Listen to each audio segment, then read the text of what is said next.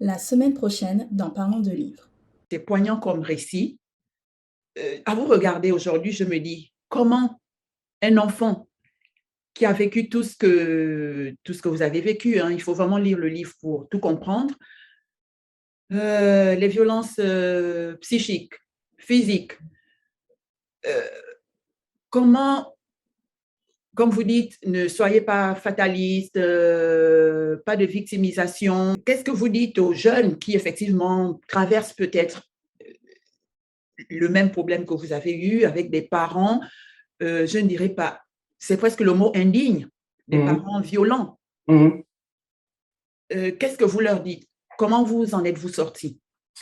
Je pense que moi, depuis que je suis bébé, puisque évidemment j'ai dû faire une analyse qui a été assez longue, qui a duré 10 ans, donc je pense que bébé, de toute façon, enfin enfant, petit enfant, j'avais la notion de survie, la notion de, enfin je pense que j'étais heureux de venir au monde. Ça, je peux pas vraiment répondre parce que c'est beaucoup trop lointain dans les cellules de mon cerveau, enfin je sais pas où, mais je pense que j'avais vraiment cette envie de vivre. Et donc la notion de survie, elle est très importante. C'est terrible à dire, mais elle est très importante. Et il faut essayer de redécouvrir à chaque fois toutes les choses qui peuvent être importantes dans la vie pour essayer de nous faire continuer. Moi, heureusement, je suis parti sur Paris puisque j'habitais en province, parce que je voulais être danseur à la base.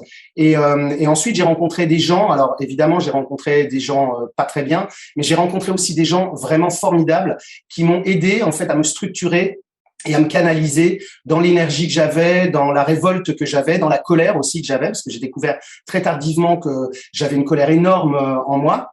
Et j'ai essayé vraiment d'en faire quelque chose pour mon art, c'est-à-dire que ce soit dans les mises en scène ou en tant que comédien, etc.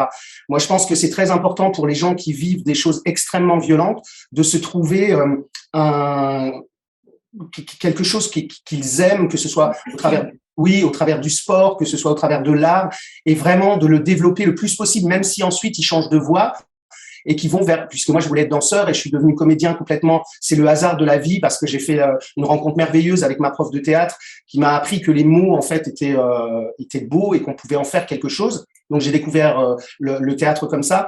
Donc vraiment si les jeunes qui vivent ce genre de choses ont une passion, ça peut les aider justement à se construire et à faire quelque chose de positif dans leur vie.